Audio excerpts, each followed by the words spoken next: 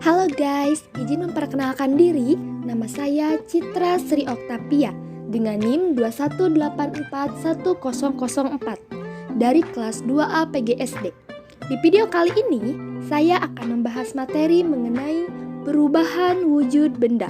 Bagi teman-teman, jangan lupa simak baik-baik ya, supaya kita dapat memahami materi ini. Sebelum ke materi, mari kita bernyanyi. Perubahan wujud benda ada 6. Marilah semua kita mempelajarinya. Padat ke cair, namanya mencair. Cair ke padat, namanya membeku. Kalau cair ke gas, namanya menguap. Kalau gas ke cair, namanya mengembun. Kalau padat ke gas, namanya menyubit.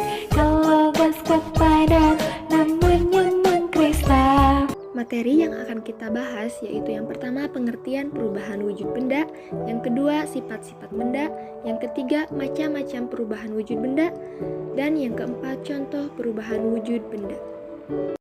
Baik, untuk pembahasan yang pertama yaitu tentang pengertian perubahan wujud benda.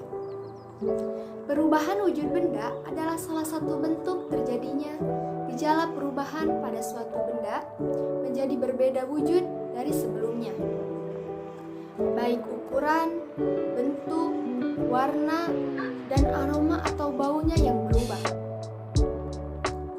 Proses perubahan bentuk ini dapat terjadi dengan berbagai cara dan beberapa proses. Pada proses perubahan wujud tersebut, ada yang memerlukan kalor atau melepaskan kalor. Untuk pembahasan yang kedua mengenai sifat-sifat benda.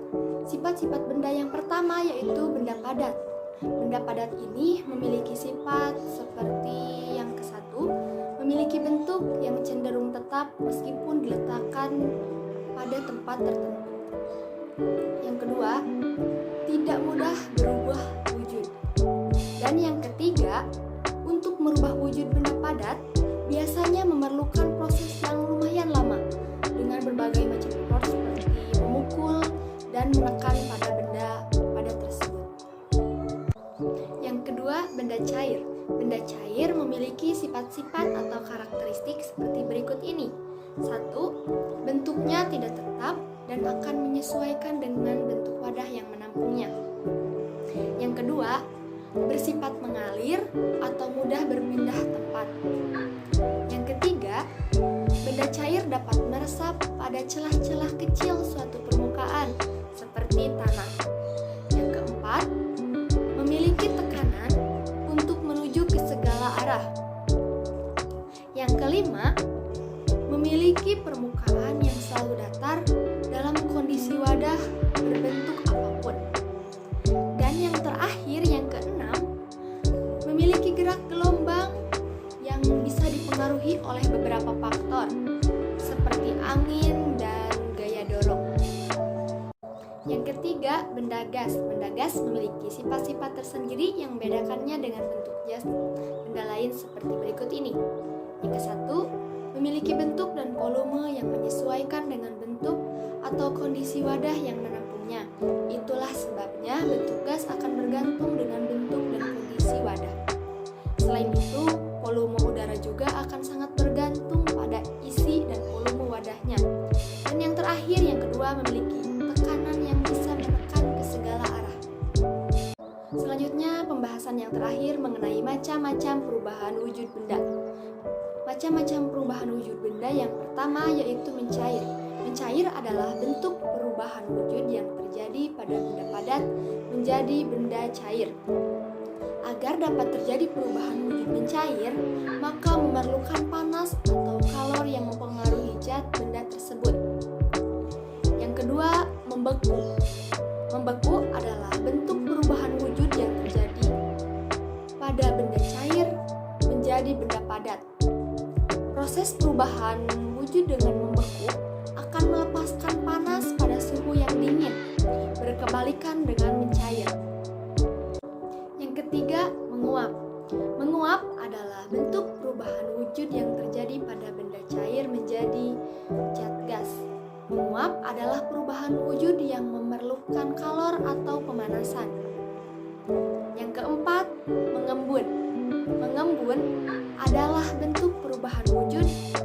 terjadi pada benda gas menjadi benda cair.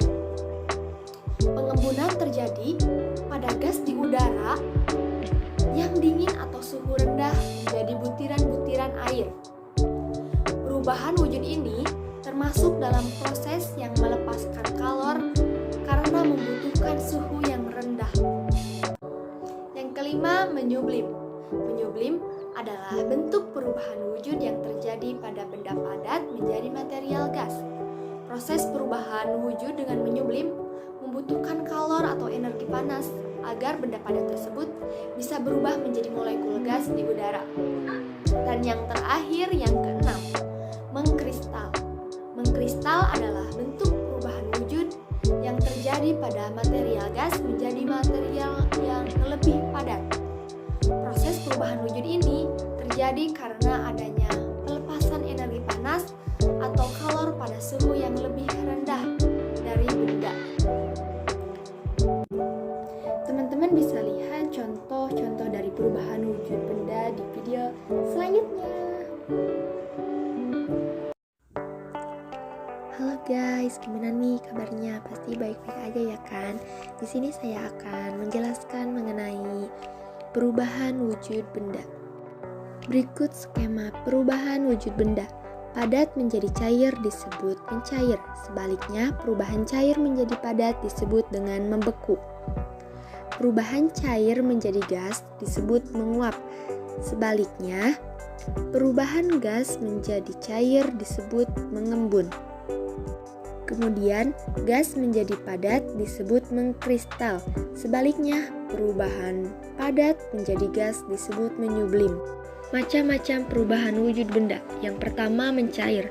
Mencair merupakan perubahan wujud benda padat menjadi cair akibat suhu yang panas. Contohnya adalah es krim yang didiamkan di tempat terbuka. Lama-kelamaan es krim tersebut akan mencair atau meleleh. Yang kedua, membeku. Membeku merupakan perubahan wujud benda cair menjadi benda padat. Contohnya adalah pembuatan es batu. Es batu yang tadinya cair, ketika didiamkan di dalam freezer maka akan membeku. Yang ketiga, menyublim. Menyublim merupakan perubahan wujud benda padat menjadi gas yang dipengaruhi oleh suhu yang dingin. Contohnya adalah es batu yang diletakkan di tempat yang lebih dingin akan berubah menjadi gas atau menyublim. Yang keempat, menguap. Menguap merupakan perubahan wujud benda cair menjadi gas karena panas. Contohnya adalah air yang direbus, jika dibiarkan lama-kelamaan maka akan habis. Yang kelima, mengembun. Mengembun merupakan perubahan wujud benda gas menjadi cair yang timbul ketika gas di udara mendingin. Contohnya adalah pegunungan yang diselimuti kabut, udara dingin yang mengakibatkan terbentuknya embun. Yang keenam yaitu mengkristal. Mengkristal merupakan perubahan wujud dari gas menjadi padat. Dalam peristiwa ini, zat melepaskan energi panas. Contohnya, terbentuk butiran es salju dari uap air di awan. Sampai jumpa di video selanjutnya teman-teman. Terima kasih ya buat teman-teman yang sudah menyimak video sampai akhir. Semoga kalian dapat memahami apa yang telah saya sampaikan.